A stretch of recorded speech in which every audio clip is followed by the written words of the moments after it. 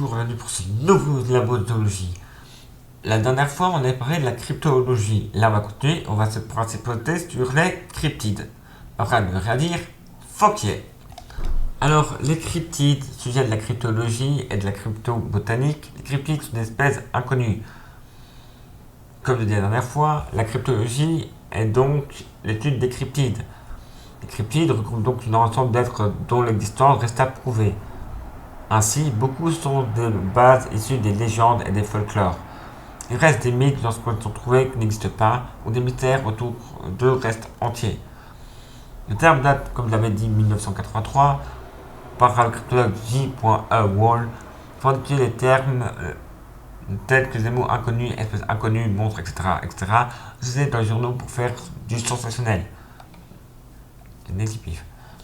De manière plus précise, les cryptides sont des êtres qui sont animaux ou végétaux dont l'existence est hypothétique et dont l'existence n'est pas reconnue par la communauté scientifique.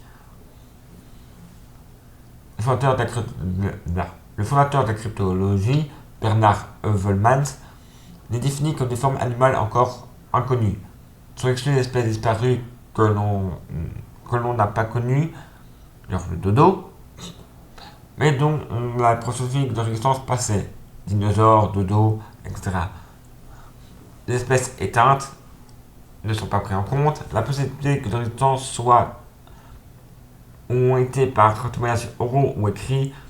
Ainsi arrivent des cryptides d'entités paranormales extraterrestres vont se mélanger. D'ailleurs, Pascal Carros va dire dans La gloire est là, modèle de sacrifice, en réalité c'est un cryptide, c'est-à-dire un animal dont on suppose l'existence, sans poser la moindre preuve de celle-ci. Et c'est précisément à ce moment précis que tout ce qui va être cryptide va devenir le sujet d'étude de la cryptozoologie pour les animaux et la cryptobotanique pour les plantes, qui vont mener des différentes recherches. Ils vont donc vérifier des témoignages et surtout chercher des preuves matérielles d'existence de ces dits cryptides. Le nombre de cryptides est grand, très grand, parce que dans les années 80, Evelmans va estimer à 140 espèces différentes. Mais d'autres chiffrent plutôt à 250. Certains sont devenus célèbres dans le monde entier, fascinant encore aujourd'hui. On écrit toujours régulièrement sur beaucoup de créatures parce que c'est pas vraiment de nouveaux témoignages, bien que certains soient faux. Alors là, dans le temps, on trouve le Yeti, le monstre de Loch Ness, l'homme papillon, Bigfoot, Kraken et un tas d'autres.